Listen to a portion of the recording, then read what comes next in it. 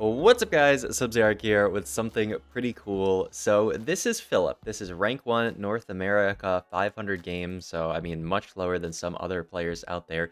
Huge run up to rank 1 right now, 1700 LP. And as you can see, his match history just looks beautiful. This guy is a beast at capping out boards and winning lobbies. But the problem is, if you go to this guy's Twitch account, he doesn't stream. He just plays TFT. How are we gonna VOD review this guy? It's impossible. Well, with the new spectator mode that's added, LulChess has added a feature where you can click this little camera button. It'll download a batch file to your computer, run that, and it will pull up a full replay of that player playing the game.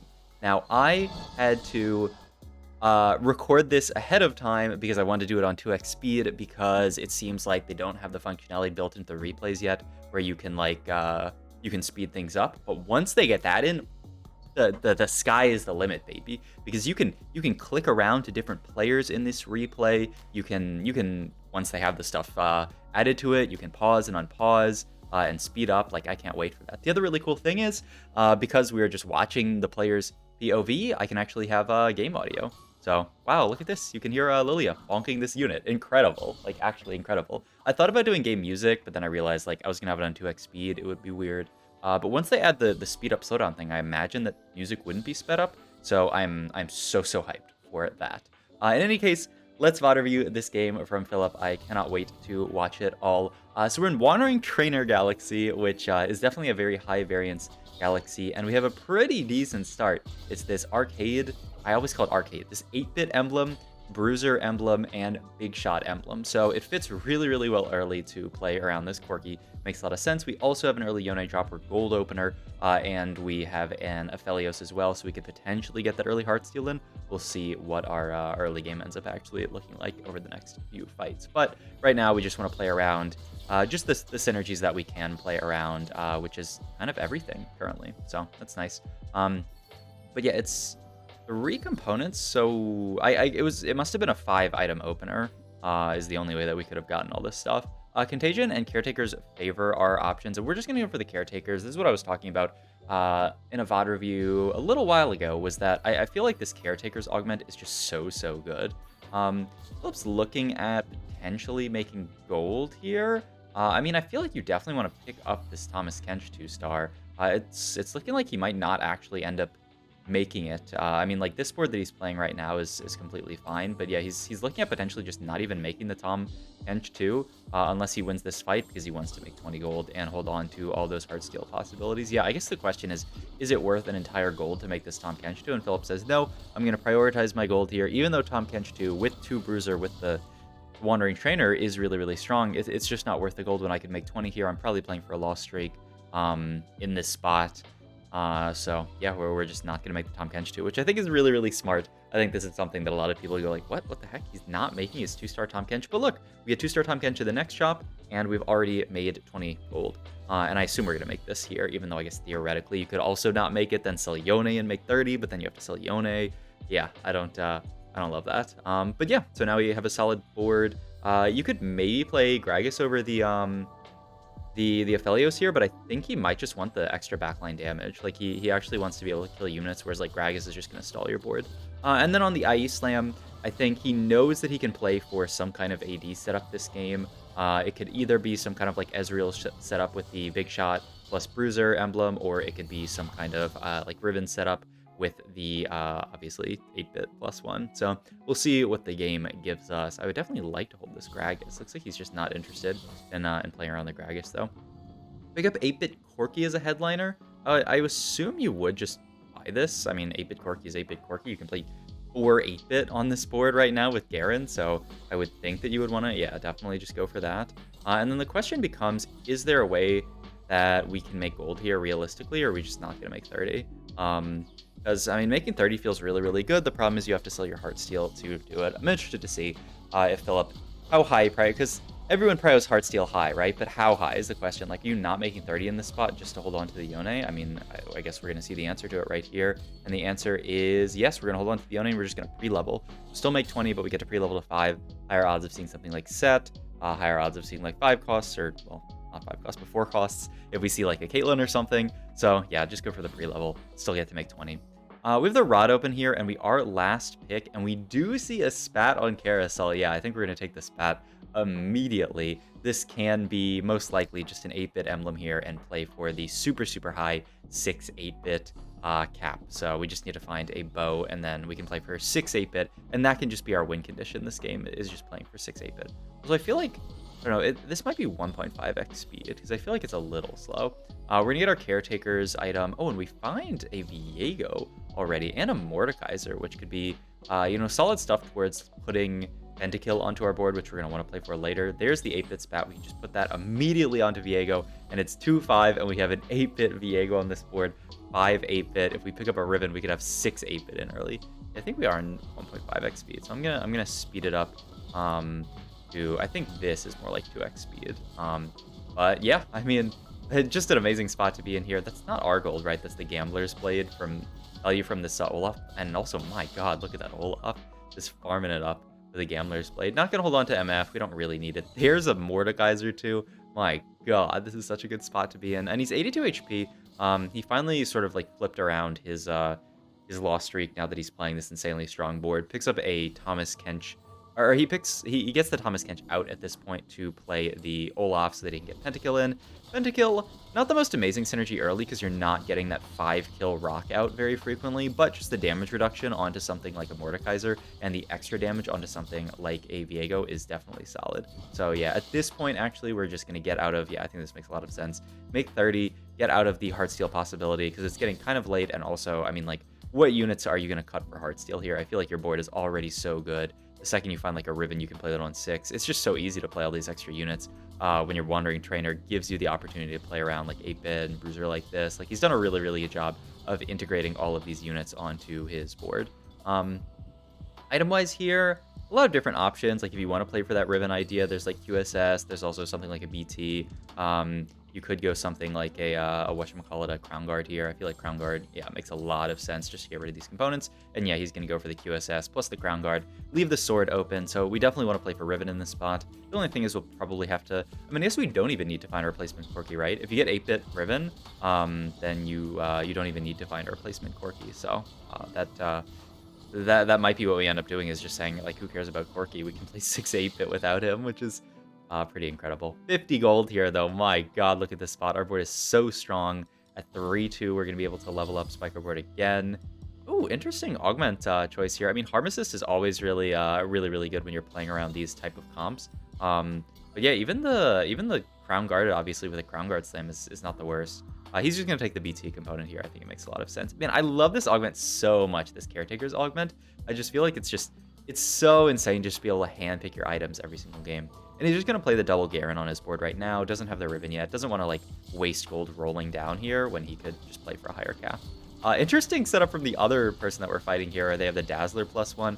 Looks like they're angling more towards, like, a TF setup because they see that Filup is playing around 8-bit. They say, okay, I'm not going to be able to play around 8-bit and, like, hit Riven this game, so I'm just going to take my Dazzler emblem and get out, which, you know, fair enough.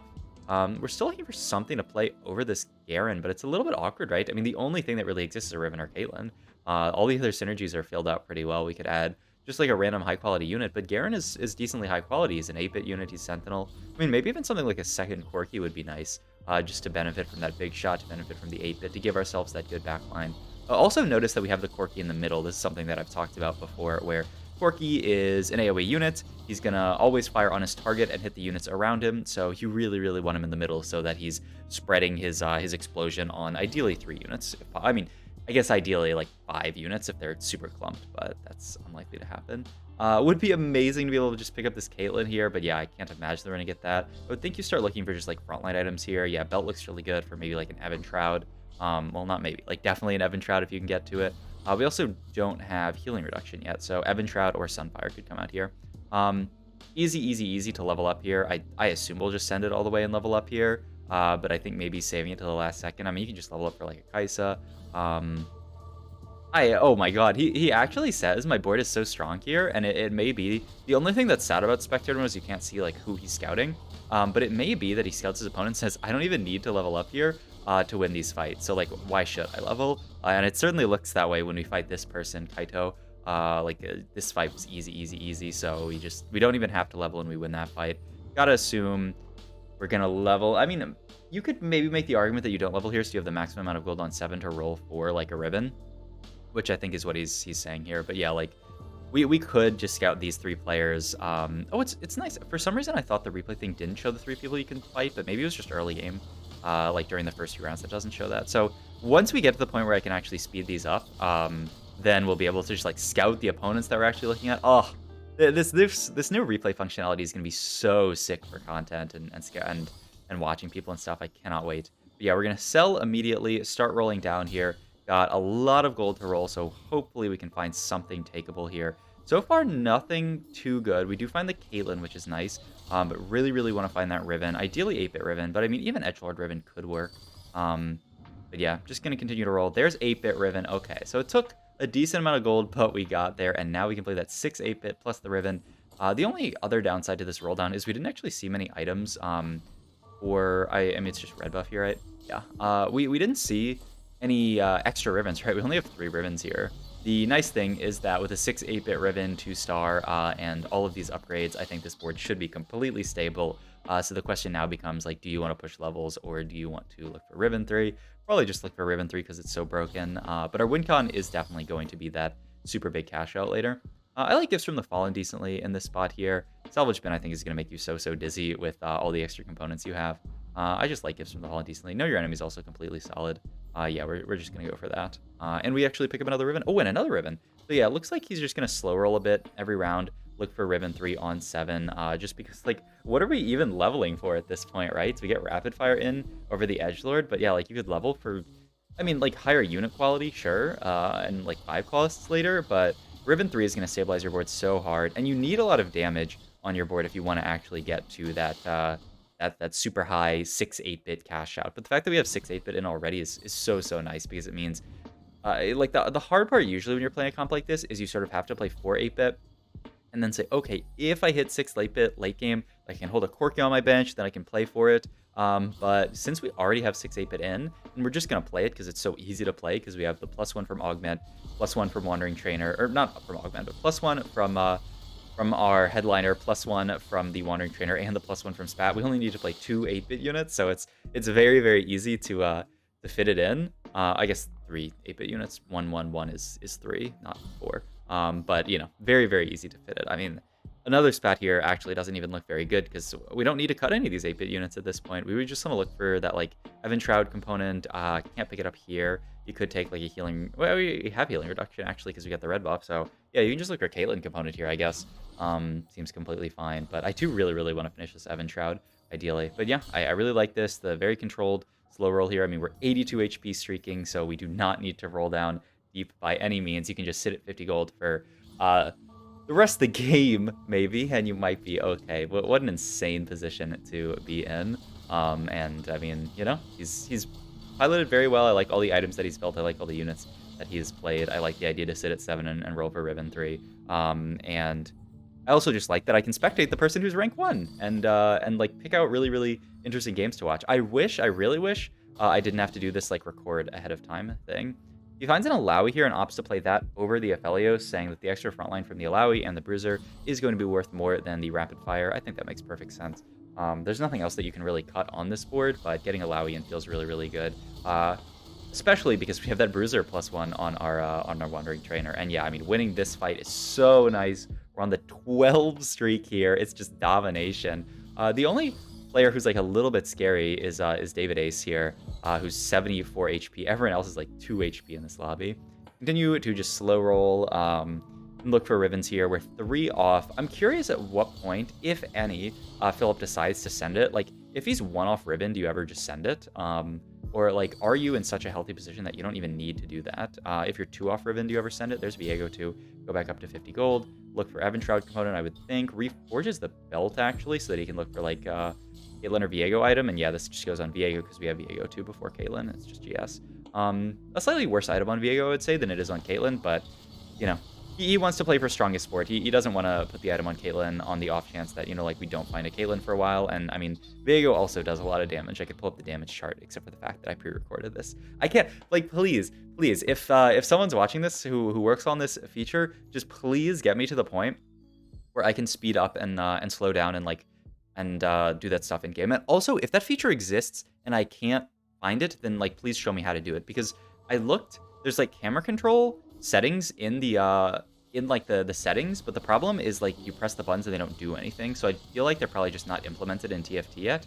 I don't know if like they're planning on implementing those. I really hope they do. We killed Wei-Jin's level 9 last stand board. That's a BG for Wei-Jin Iverson. He went level 9 last stand and actually just lost out to this board that doesn't even have Ribbon 3 on it. So yeah, we're one Ribbon off here, and it looks like, yeah, this is where Filup is gonna say, like, yeah, when you're one Ribbon off, it's good enough to just send it down here. Even levels to get the rapid fire back in, and has an extra random component here because we stayed on level 7 for so long that yeah, we just need to be, now that we're level 8s, we've used all our components, sadly. But yeah, now we are just to the point where we are playing for that 6 8-bit cash out. If you guys haven't seen this before, it's absolutely a sight to behold. Once again, the extra 8-bit spat doesn't really do anything. We could cut Garen, I guess. But I almost feel like we're better off just going for an item. Yeah, we're gonna go for Edgelord spat here. We can make somebody, we're gonna make an Edgelord Caitlyn. Yeah, pick up the component here, but it doesn't really do anything. You can just put that on someone random. If you ever got like true damage in later, you could do that. Yeah, Edgelord Caitlyn. Whoa. But yeah, if you guys haven't seen this 6 8-bit cash out before, I mean, we are all but guaranteed to get to it here. Someone would have to like one-shot our entire board like 5 fights in a row and just kill us somehow for this not to happen. We're doing so much damage. I guess the only way we don't get to this 6 8-bit cash out is if we kill the lobby before we actually get there, because we're very healthy. But David Ace is at 47 HP, Firethorn's at 24. I mean, these two could easily die in a few fights if they take some really bad losses, and our board is so strong. I hope we can get to see the 6 8-bit cash out, because it is so fun. But yeah, I mean, we just wiped through. What can you even say? Firethorn, I mean, Firethorn level 8, 50 gold. Maybe he can put something together that doesn't lose as hard. But I mean, if you're in Firethorn's spot, I mean, you almost just want to like FF at this point, because like maybe you could beat David Ace like 1 time, maybe 2 times if you spike your board really hard. I don't know what David Ace's board looks like. But the problem is you're 9 HP. So you're at one point over the next 3 fights going to rotate into Filup. And I don't understand how anybody can beat this board. You would need to just have some way of like one-shotting the ribbon, some insane amount of single target damage and frontline. It just seems almost impossible for this board to be beat. We're at 304,000. We need another 40,000 damage to come through, which could happen very quickly. Yeah, you look how quickly that number ticks up here. We just got another like 28,000 there, so we need one more fight to get to the cash out. Actually, really nice that we fought Clone there, because that means we didn't get a chance to kill Firethorn. Like, worst case there is like Firethorn would have died. We would have done a bunch of damage to David Ace, and then we would have killed him the next round. But that's not gonna happen. We got one more fight till we get to this 6 8-bit cash out, and then you guys will be able to see it. We're fighting David Ace's board here, which is a pretty solid disco board here with just TF2, and he has a Ziggs in. You know, we got to level 9, got a bunch of 5 costs in, but look how much damage we do there. Firethorn actually wins a fight, so we're guaranteed to be able to use this cash out for a little while here. And now it's gonna start spitting stuff out. We got 3 Orin items, a Tactician's Crown, we got a Duplicator, we are getting all of this gold. Yeah, if you guys haven't seen this cash out, it is pretty insane. It is the closest thing I think we've ever seen to just win the game. The only way you would not just win the game is if you die this round here. And now we're gonna start rolling it down for our 3-star 5 costs. We pick up 3 Lucians, and we have a Lucian in shop here that's headliner, so we are just going to lock that Lucian. Sadly, we'll have to sell the ribbon, but Lucian 3 is a worthy cause, I would say, for selling the ribbon. Pick up an Alawi, why not? Maybe we can find Alawi too. We're still getting all of this gold here. We picked up another duplicator, so all we need to do is find 1 Lucian in this roll down, and he is just sending it down here for 1 Lucian. There is the 1 Lucian. Duplicator, Lucian 3 here. And if you guys haven't seen Lucian 3, you're also in for a treat here. Itemization, we have like a Zanyas we could put on to guarantee that it won't die. He's actually just going to put the triple crown on Lucian just to guarantee, and look at that, the 2x speed, I feel like did it even more justice. So Hope you guys enjoyed this video. I hope you guys use this feature some more if you guys are really interested in, like seeing a game from like rank 1. If there's a player you're really interested in, you can VOD review it. If you guys have any players that you want me to VOD review that don't stream, now we can. Something that I'm really excited about is a lot of like Korean players can't stream anymore because of like the restrictions placed on them by Twitch. But like I can VOD review rank 1 Korea now. Like that would be something really cool to do. So if you guys see a high rank player that you want me to VOD review, just let me know. Drop me their lol chest and I can check them out. So hope you guys enjoyed this video, and I will see you guys in the next video. Thanks for watching.